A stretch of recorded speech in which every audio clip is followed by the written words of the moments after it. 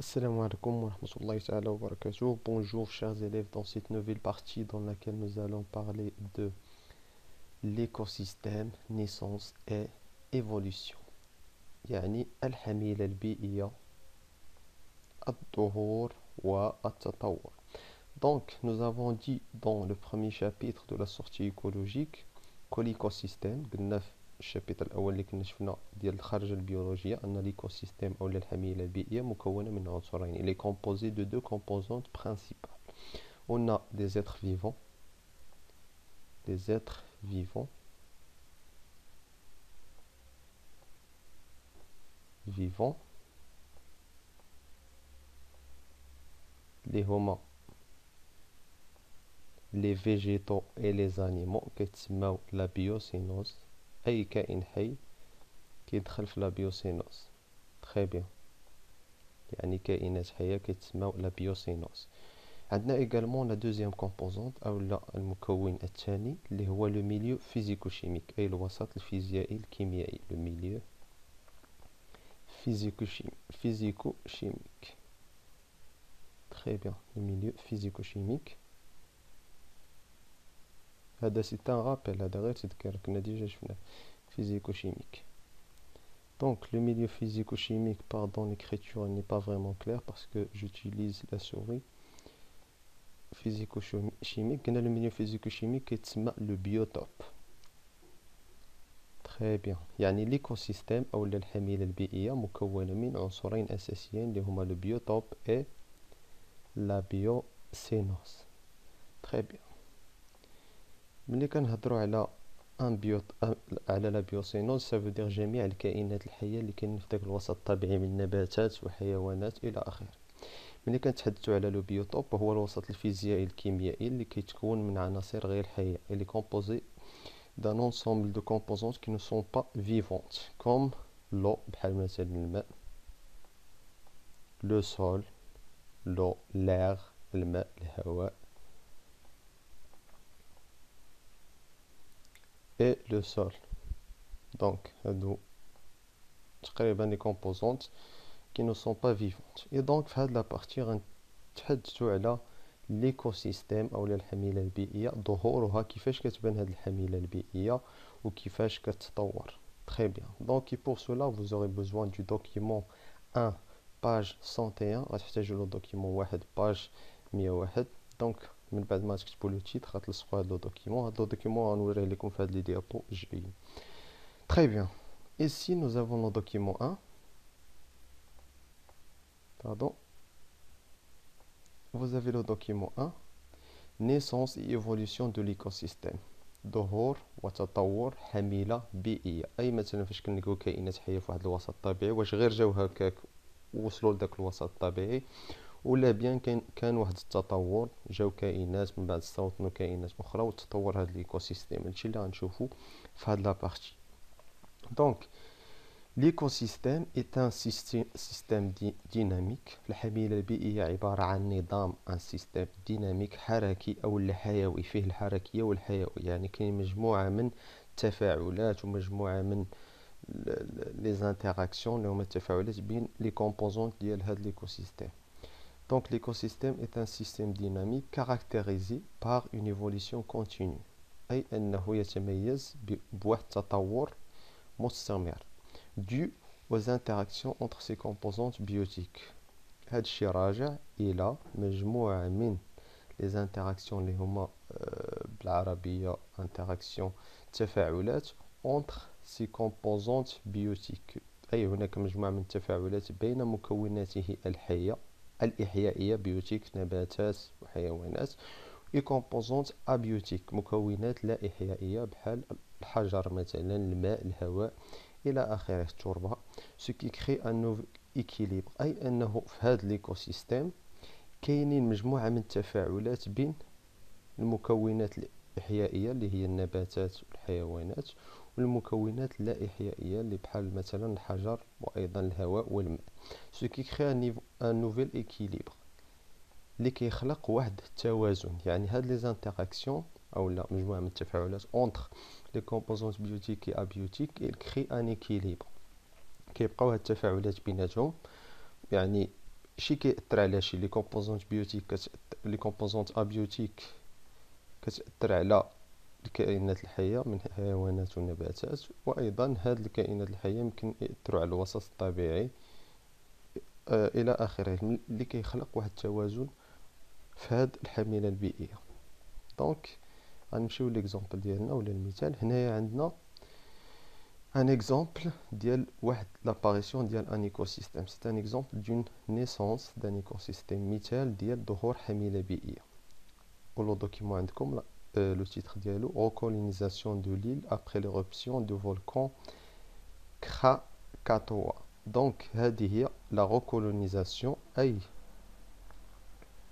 احتلال الجزيرة بعد l'éruption du volcan de Krakatoa، بعد ظهور بركان في جزيرة كراكاتوا. الجزيرة كاينة في إندونيسيا إلا بقيت عاقل. La colonisation de l'île après l'éruption du volcan Krakatoa، يعني ظهور أو احتلال هذه الجزيرة من طرف الكائنات الحية بعد ظهور بركان كراكوتا. دونك ها هي وي سي لاندونيزي، اندونيسيا. كنلقاو فيها واحد المرات راه واحد لو فولكان، اي انه تفرقع هاد لو فولكان اللي سميتو فولكان كراكوتا، ومجموعة من الحمم البركانية ظهروا فوق هذا الجبل او هذا البركان. هاد الحمم البركانية اللي كتوصل درجة الحرارة ديالها الى 600 درجة مئوية، بالنسبة ل 600 دوغري سيليسيوس بوغ بالنسبة لا لاف او لا لاف غرانيتيك، بالنسبة لواحد سميت لا لاف الصهارة الجرانيتية كتوصل ل 600 دوغري سيليسيوس، وبالنسبة للصهارة البازالتية تقدر توصل حتى ل 1200 دوغري سيليسيوس، أي صهارة حمضية وصهارة قاعدية. تقدر توصل الصهارة الحمضية حتى 600 دوغري سيليسيوس، والصهارة القاعدية حتى 1200 دوغري سيليسيوس. إذا في هذه الظروف ديال 1200 درجة مئوية و 600 درجة مئوية، جميع الكائنات الحية اللي كاينين في هاد اللي دايرين بهاد لو فولكان كيموتوا. tous les êtres vivants qui sont autour du volcan ils vont subir une extinction، غينقرضوا حيت غيموتوا. هاد درجات الحرارة غتقتل جميع الكائنات الحية اللي كاينة هنايا. يعني فاش طرا ليغوبسيون فولكانيك، الانفجار البركاني في 1883، éruption volcanique anéantissant tous les animaux les végétaux، يعني طرا واحد الانفجار بركاني قتل جميع الحيوانات والنباتات اللي كاينين في هاد البلاصه اللي دايره بلو فولكان. ولكن الا لاحظتوا في سنه 1886 من بعد ما برد هاد لو فولكان، يعني ما يبقاش ديما 1200 درجه مئويه ولا 600، après son contact avec l'air le magma il va refroidir، او لا هاد الصهاره غتبرد. ملي غتبرد هاد الصهاره غيوليو الظروف مواتيه عاوتاني باش الكائنات الحيه يعيشوا تما. دونك لي بروميير اسبيس كي فون اباريتر، اي الانواع الاولى اللي غتظهر هي لي زيسبيس دو فوجير اي لي زيسبيس دونجيوسفير، هما عباره عن انواع ديال النباتات. هذه النباتات الزهريه وهذه نباتات غير زهريه، هادو هما اول النباتات اللي غيظهروا في هذا الوسط. في نظركم منين كيجيو هاد النباتات؟ حيت هذا الوسط الطبيعي من بعد ما جات الصهاره ابخي لو ماغما il y aura pas دو بلونت. منين جاو هاد النباتات مثلا؟ السؤال المطروح. حيت قبل الصهارة قتلت جميع الكائنات الحية، او هذاك البركان قتل جميع الكائنات الحية من نباتات وحيوانات. السؤال المطروح هنا منين جاو هاد النباتات؟ الإجابة سهلة جدا، هو أنه كاينين الرياح يقدروا يجيبوا ديك غين أو لا بذور لهاد البلاصة، يجيبوهم من بلاصة أخرى من واحد الوسط ويجيبوا بذور الوسط لهذا الوسط اللي فيه لو فولكان عن طريق الرياح. كاينين ايضا الفضلات ديال الطيور مثلا اللي كيطيروا كيلوحوا فضلات. هاد الفضلات يمكن يكونوا فيها بذور، وهاد البذور ملي كتلقى الماء والتربه المناسبه كيكبر كتولي نبته. تري بيان. سنه 1893 اللي هي هاد الوثيقه سترات إرباسي باناني كان سكر، ظهور نباتات أكثر تطور اللي هي لي سترات اغباسي، الطبقة العشبية لي زيرب. ظهر لو باناني شجرة الموز، وكان السكر اللي هو قصب السكر، يعني ظهروا نباتات أخرى. دونك إلا كانوا عندنا سي اون دي فيجيتو، ملي كيكونوا عندنا النباتات بطبيعة الحال غيجيو الحيوانات. ملي كيكونوا النباتات متوفرين في الوسط، مجموعة من الحيوانات غيظهروا في الوسط، غيجيو لهاديك البلاصة. يقدروا يجيو عن طريق الهجرة من مكان إلى مكان آخر، ويجيو لديك البلاصة يستوطنوا واحد فيها النباتات يقدروا يعيشوا عليها، يتغداو عليها العواشب مثلا. Donc 263 espèces animales, insectes, oiseaux, reptiles, gastéropodes. يعني في سنة 1908 ظهروا حيوانات أخرى في هذا الوسط الطبيعي، منها لي زانسيكت الحشرات، منها لي زوازو اللي هما الطيور، ومنها أيضا الزواحف ولي غاستيروبود ومعديات الأرجل. تخي بيان. وفي الأخير سنة 1933 la forêt elle est devenue très dense avec 1100 espèces d'animaux. دونك هاد الغابة ولات أكثر كثافة، يعني ظهروا نباتات كبار، وظهروا كائنات حية أخرين جاو من واحد الوسط طبيعي آخر لهذا الوسط الطبيعي. دونك ولاو عندنا بزاف لي زيسبيس انيمو، بزاف لي زيسبيس فيجيتو، يعني بزاف الانواع الحيوانيه بانوا، وبزاف الانواع النباتيه بانوا ايضا، اللي خلق لينا واحد الغابه او لا واحد ليكو سيستيم. ما نقدروش نقولوا راه وصلنا للستاج ديال ليكو سيستيم، ولكن بدات لا نيسونس او لا بدات ظهور ديال واحد الحميله البيئيه. يعني كاين بزاف النباتات وبزاف الحيوانات، اسبيس دانيمو اي اسبيس فيجيتو. هنا يظهروا النباتات، وهنا يظهروا ايضا حيوانات اخرى، وهنا ظهروا نباتات وحيوانات اخرى جديده. تري بيان. دونك بدينا من لا شيء، اي ما عندنا حتى كائن حي هنايا، نتيجة انفجار بركاني اللي قتل جميع الكائنات الحية، الى واحد المرحلة اللي ولاو عندنا بزاف الكائنات الحية، وتخلقات لنا حميلة بيئية مكونة من كائنات حية وايضا وسط طبيعي الفيزيائي والكيميائي. دونك تري بيان.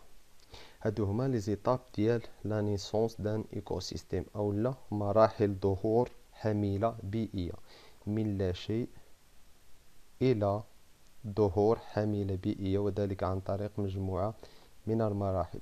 في الأول ظهور مجموعة من النباتات الصغيرة، من بعد ظهور كائنات حية أخرى أكثر تعقيد كنباتات متطورة أكثر، وأيضا ظهور حيوانات إلى آخره مما خلق في الأخير حميلة بيئية مكونة من حيوانات، نباتات، وأيضا وسط طبيعي الفيزيائي والكيميائي، أي بيوتوب et biosynthèse. Très bien.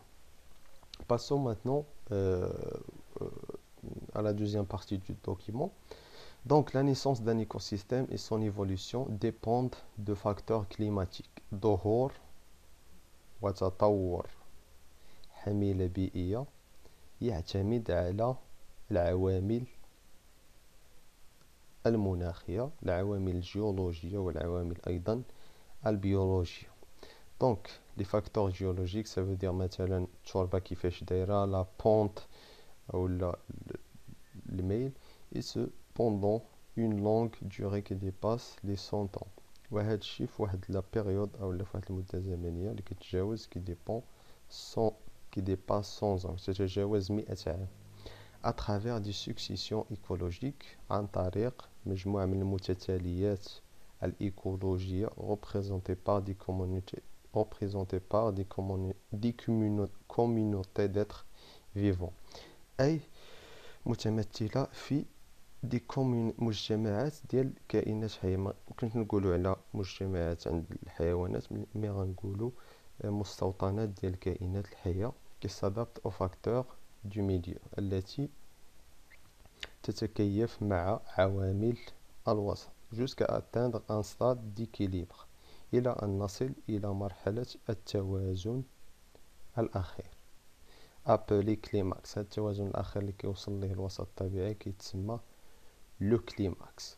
Donc, la naissance d'un écosystème et son évolution dépendent de facteurs climatiques, géologiques et biologiques, cependant une longue durée qui dépasse 100 ans، أي أن هذا التطور كيكون فواحد لا بيريود اللي كتجاوز 100 عام، أكثر من 100 عام. هنايا عندنا تقريبا 200 عام، أكثر من 100 عام. اترافيغ دي سكسيسيون ايكولوجيك. هنايا دي سكسيسيون ايكولوجيك، هاد اون سكسيسيون ايكولوجيك، واحد جوج ثلاثة كاتر سانك سيس سات. دونك اون سكسيسيون دون ليفولوسيون دو ليكوسيستيم، أي تطور تمرحلة ولا مجموعة من المراحل في تطور هاد الحميلة البيئية. دونك هنايا عندنا في الأول ظهور مجموعة من النباتات البسيطة، دي بلونت أنويل، نباتات موسمية، أي أنها كتوالد وكدير لا ريبرودكسيون، في لا ريبرودكسيون بوندون اون اني، أي انطلاقا من ظهور النبتة إلى ظهور الثمار كتكون في سنة واحدة، ما كتجاوزش السنة. من بعد كيبانو دي بلونت إرباسي أو لا نباتات عشبية أكثر تطورا. من بعد 2 ans جوسكا 25 ans ظهور شجيرات، أي بدينا من نباتات صغيرة إلى ظهور واحد الشجيرات أكثر تطورا. تخي بيان. هاد الشجيرات كانوا كيبداو من 2 ans وهما كيكبروا، ولكن ما كيبانوش حتى كنوصلوا 25 ans عاد كيبانوا هاد الشجيرات ولاو كبار بزاف. دو 25 جوسكا 100 ans، من 25 إلى 100 سنة، دي زاربوست دي فوري دو جون زاربر أبوا طوندر، ظهور شجيرات. ظهور أيضا أشجار لديها خشب لين، يعني ظهور مجموعة من الأشجار اللي كبار بزاف بحال هاد الأشجار، يعني أشجار أكثر تطورا وأكثر نموا، يعني ظهور مجموعة من الأشجار الأخرى. بين 100 à 200 ans كيتطوروا هاد الأشجار، كيكبروا أيضا، ils sont toujours en croissance. Et quand on atteint 200 ans on a le stade climax، أو لا وصلنا إلى مرحلة التوازن. des arbustes forêts de jeunes arbres à bois dur، يعني شجيرات وظهور أيضا غابات لأشجار صغيرة، أشجار يعني ils sont encore jeunes، العمر ديالها صغير بزاف. à bois dur اللي عندهم خشب ديور قاسح، أو لا خشب صلب، خشب صلب. تخيل. دونك إلا شفتو هاد ليكو سيستيم أو هاد الحميلة البيئية، قبل ما نوصلو لهاد لو ستاد اللي هو ستاد كليماكس ديال التوازن، اللي فيه أشجار متطورة، فيه بزاف الأشجار، بزاف الأنواع الحيوانية وبزاف الأنواع النباتية، قمنا بالمرور بمجموعة من المراحل.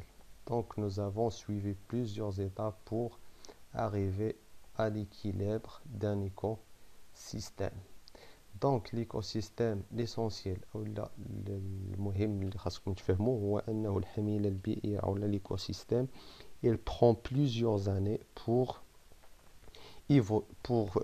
déjà apparaître et pour évoluer. دونك الحميلة البيئية كتاخد مجموعة من السنوات، أكثر من 100 سنة إلى 200 سنة باش يظهر هاد ليكوسيستيم، وأيضا باش يتطور كتاخد لا بيريود ديالو 100 ans أو لا 200 ans، أكثر من 100 سنة. وخلال هاد 100 سنة مجموعة من المراحل تمر من هذه الحميلة البيئية.